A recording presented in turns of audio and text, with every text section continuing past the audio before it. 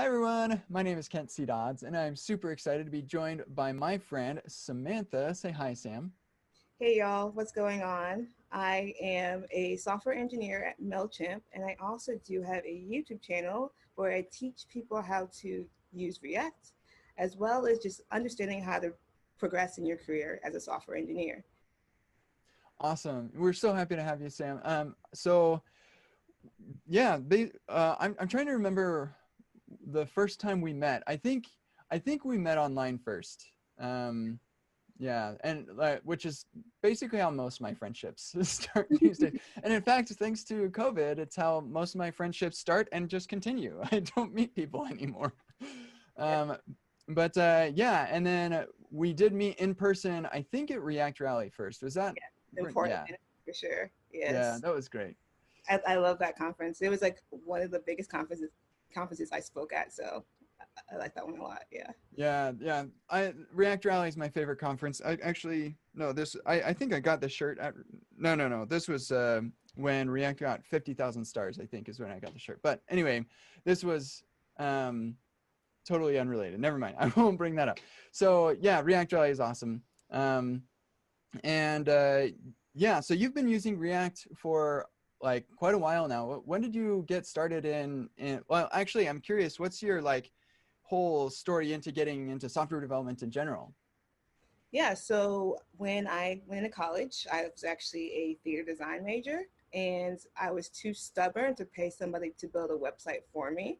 So Nice. instead, yeah, this is like I'm older than people think that I am. So before like Wix and stuff, like I knew about Wix. So I went to put my artwork online, and I was too stubborn to actually do that. So I started to learn how to use um, JavaScript by myself.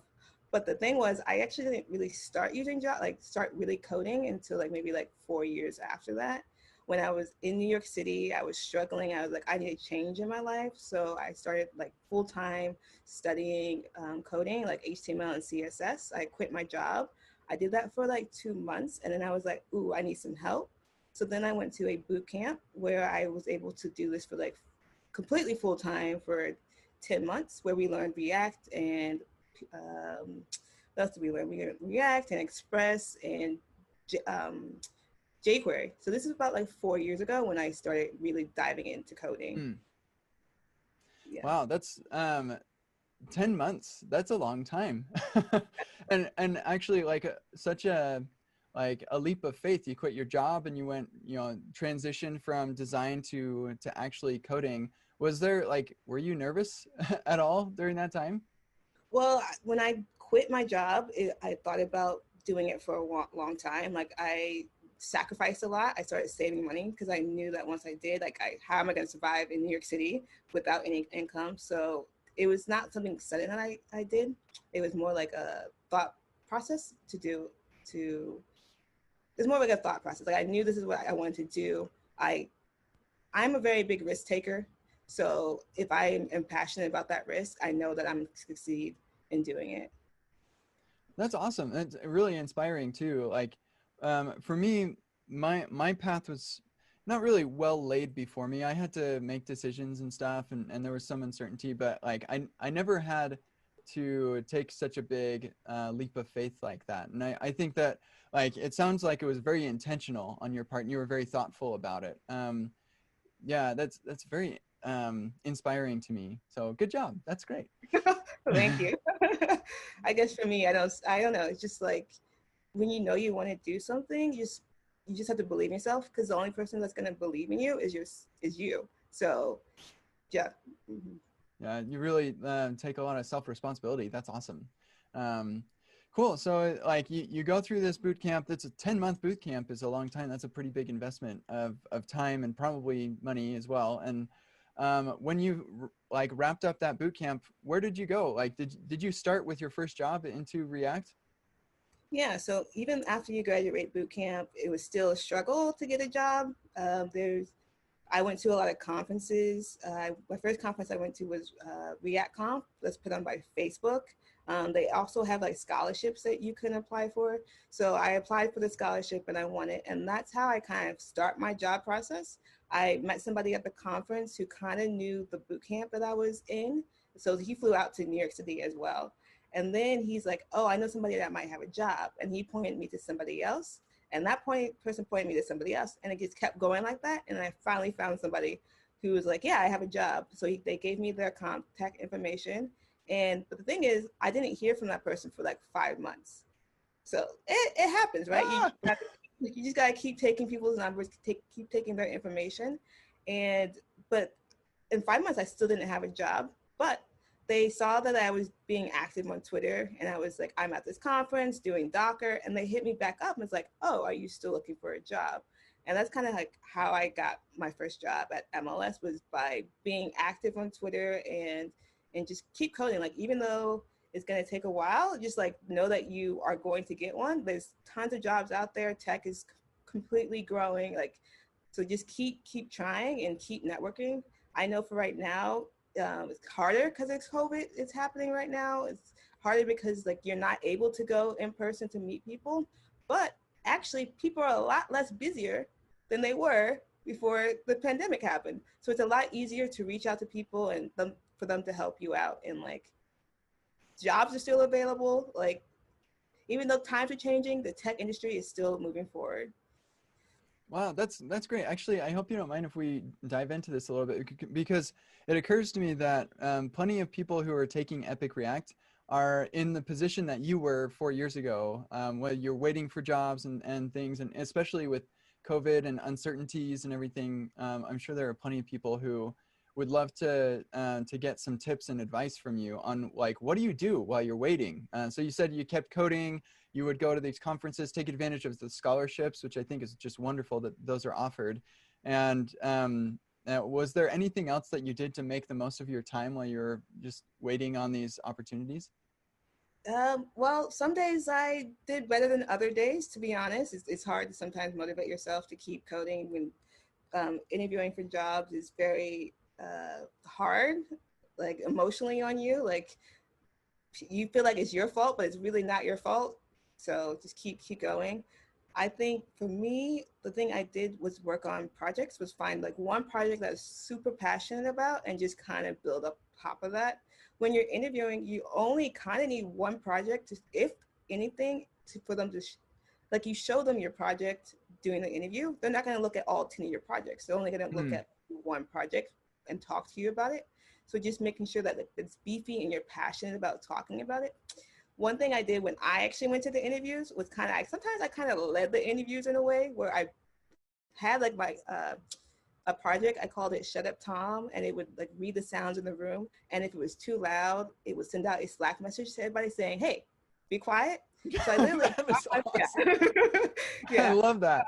Yeah, so I literally brought my hardware into the room and showed them like, this is what I've been working on, and they could see how passionate I was about the project. So just find something that you're really passionate about working on and keep building on top of it.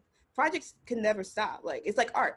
It's never going to end. You're never going to have that stopping point where you can't build on top of projects. Oh, I love that. That's that project sounds so awesome. You take that into like so like we were talking about conferences earlier, and conferences typically have like a speaker dinner or something, and they always do those at these super loud bars and like with loud music, or like the after party is the same.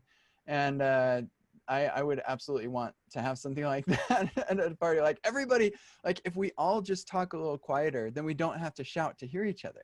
Right. Yeah, and sometimes people are like afraid to tell people to shh. So like, it'd be like a machine that tells everybody to be quiet. So it's a little bit more friendly than.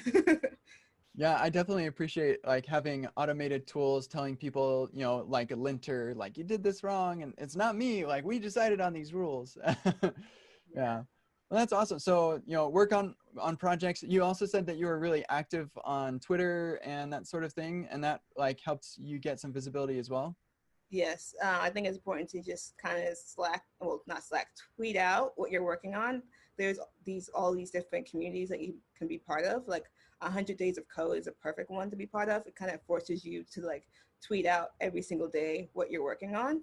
So it's because a lot of people, when I talk to them, they don't even have a Twitter. I'm like, Twitter is the place where developers are hanging out.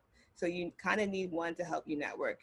I think Instagram and maybe Pinterest are probably not the best places for you to be hanging out. Maybe Reddit is also cool, but like just know where the developers are hanging out, and just kind of, you're not really asking people for jobs. You're just showing them that you're active in the community, and then they will kind of figure out like, hey, let's kind of try to hire this person. Yeah. Yeah, absolutely. So like being active, creating content and that sort of thing, whether that be tweets or whatever. Yeah, that makes a lot of sense. So it sounds like you were really intentional about what you were doing. Was there like a game plan that you were implementing, or did this just kind of happen naturally? For me, I think it happened naturally. I think for when I'm telling people now, some things I wish I had done was probably practice algorithms more. Because when I got to the interview, like you could get past all the coding projects, but then you get to the interview and you have to whiteboard or you have to take a test. So just being able to practice your algorithms, I think would be like probably the best thing I would have done if I had known. Yeah, it's interesting when you said it like you need to take a test, and I hadn't really heard it said that way, or at least thought about this when I had heard it said that way. But my brother just got like graduated and got a job as a physician's assistant, and I'm pretty sure like during interviews for jobs like that, you're not like opening up a cadaver like during the interview or whatever, like doing the job during the interview. But for them, they actually like take tests, like the lawyers take the bar exam and everything.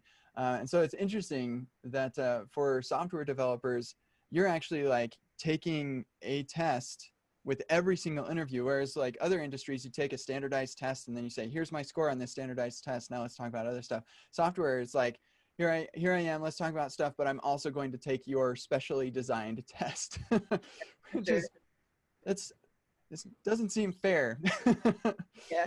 Maybe we could just have like a standardized test for software engineering. I don't know, but Yeah, yeah. The whole interview thing for software is really tough. Did you interview at multiple companies, or was it what was your interviewing process like?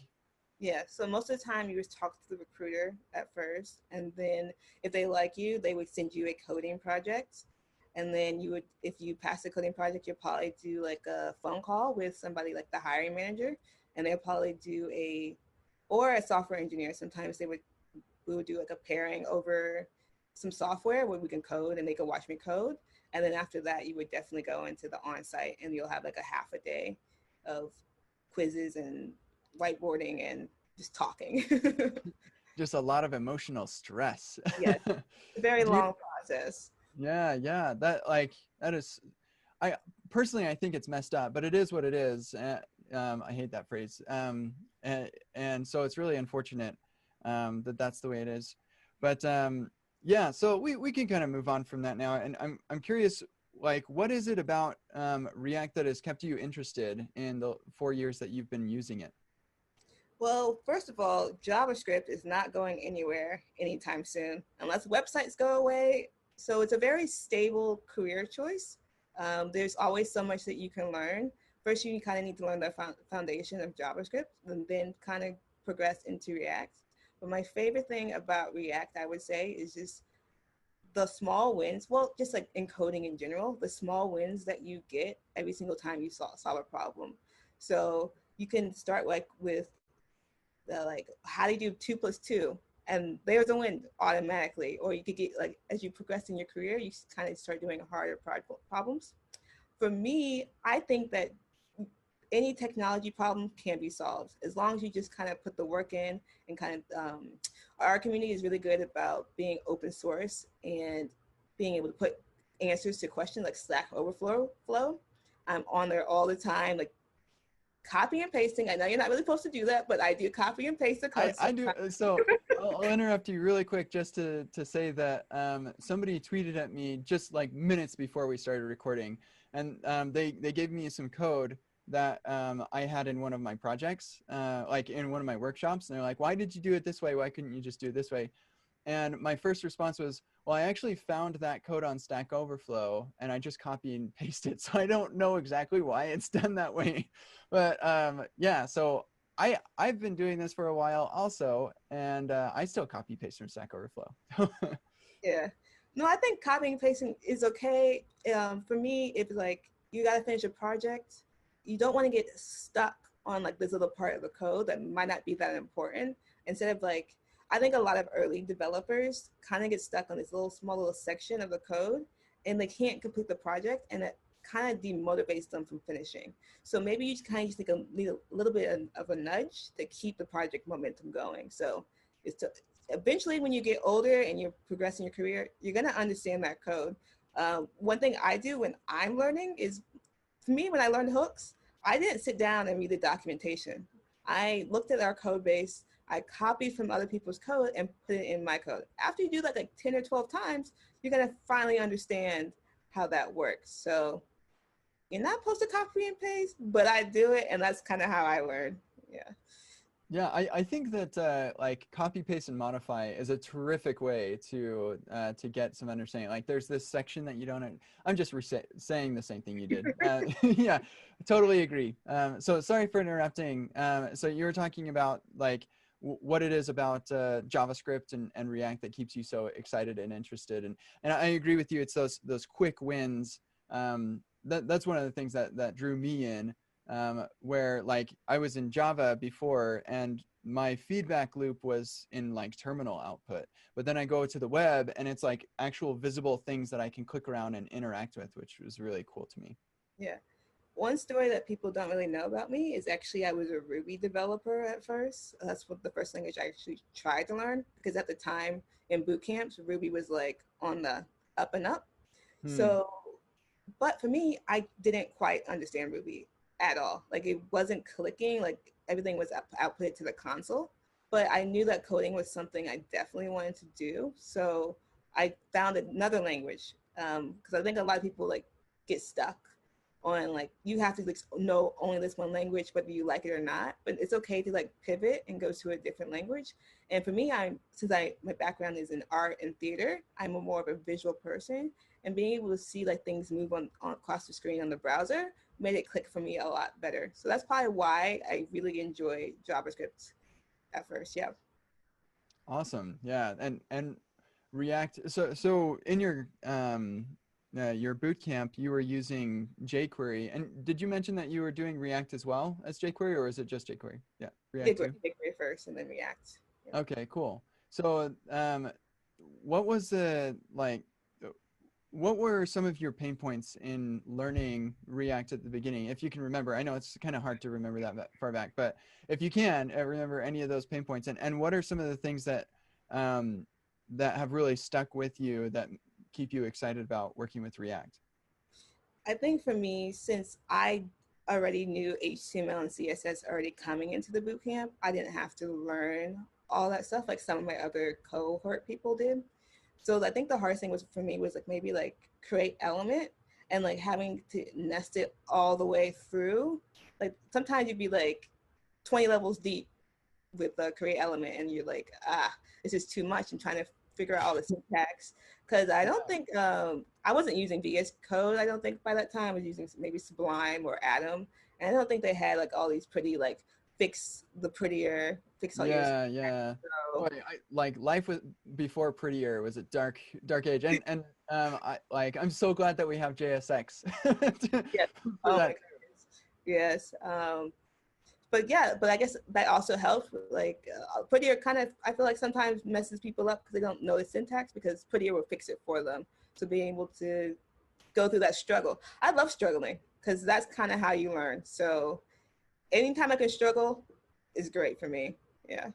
Well, that's a good perspective. I think in the moment, it's really annoying to struggle, but that's a good perspective that you see that as a benefit. So very cool. You also mentioned earlier that you've got a YouTube channel and you're teaching and stuff. I'm curious what what kinds of things do you teach, and what motivates you to do that teaching? For me, I really want to see people of color break into tech. I think there's not enough diversity in the industry. Like I talk to people like, oh, you're a very rare gem. And I don't think it should be that way. I think tech is such a nice field for everybody to have opportunities in, and we just need to keep more people within the field. So I not only want to just help people break into tech, but also help them grow in their career. I have been through a lot in my career, and I just want to kind of pass down that information down. Like, how do you handle your manager? Uh, how do you start learning a new language? Because right now I'm learning my second language, which is Python, and like having to redo all that over again is very interesting to like know. Or it's just like being able to mentor people. I really do enjoy doing that. I love going, be able to go like back in time a little bit and kind of relearn some of the things they're learning. Like one of my mentees is in a boot camp right now, and they're kind of learning Node and Express. I personally am not in the back end very often, but like being able to like go in there with her again and dive deep on like Node and Express and trying to get her project up and running is super fun to me. So I like just, and then now I just put out my first JavaScript tutorial where I'm teaching people how to do a timer. And I'm really excited about just like breaking down things very small and making sure that a wide amount of people can understand. I think JavaScript is such a great language to learn, and I'm really excited about getting more people in the industry. I love that. I think that's such a noble mission. And, you know, I always think about years ago, I was a podcast host, and I had a panel of people. And one person on my panel, her name's Pam Selly, and she's an awesome contributor to the podcast. And it was a live broadcast, like video podcast. Sorry, this story, I'll try to keep the story short. So my wife was watching the podcast while I was in my office doing the recording, and she was watching it with my daughter, and my daughter saw Pam, and she's like, "Oh, girls can do this too." And that's great. And I'm so like that was the moment where I realized it, like, representation is super important for especially younger generations, to see that, like, oh yeah, like girls can do these things as well. Or, you know, I see somebody like me doing this thing, I guess that gives me permission to have interest. So I'm so glad that you're doing that, that you're you know, it takes a lot of work, and that you're putting that work into it. That's a wonderful thing. And it's good stuff. I actually watched one of your videos a while ago. How long have you been doing this? Because I feel like that was a long time ago. Just for like a few months now. When the A few pandemic months. started, I was like, let me do something. Maybe I watched your first one. Was it like career focused? Yes. Mm-hmm. Yeah, I remember. Yeah, so it's good stuff, and I encourage people to go find it. Where's the best place for people to find that? Yeah, you can follow me on Samantha Bird 2 is my YouTube channel name. Yes, on all social media platforms. That makes it easy. That's nice. Cool. Well, Samantha, is there anything, we're getting kind of close to the end of our time. Is there anything that you wanted to bring up or mention before we wrap things up? Yeah, sure. So I just want you to, well, people who are watching this course, make sure you just keep going. You are worthy. You are amazing. Just keep going, keep pushing yourself. Somebody will see your potential. Just believe in who you are. Yes. That is so nice. Thank you, Samantha. Like I feel, I'm not even going through the course, and I feel like better about myself. So Yes. that was like a Mr. Rogers moment for me. So thank you. Well, wonderful. So Samantha, the best place for people to keep up with you and follow you is through YouTube and Twitter, I'm guessing. Yes. And Instagram as well. Yes. Very good. Social media platforms. Yeah. Cool. Very good. Well, thank you so much for giving us some of your time today. Yeah, we'll see you around on the internet. Thank you. Thank you so much. See you, everyone.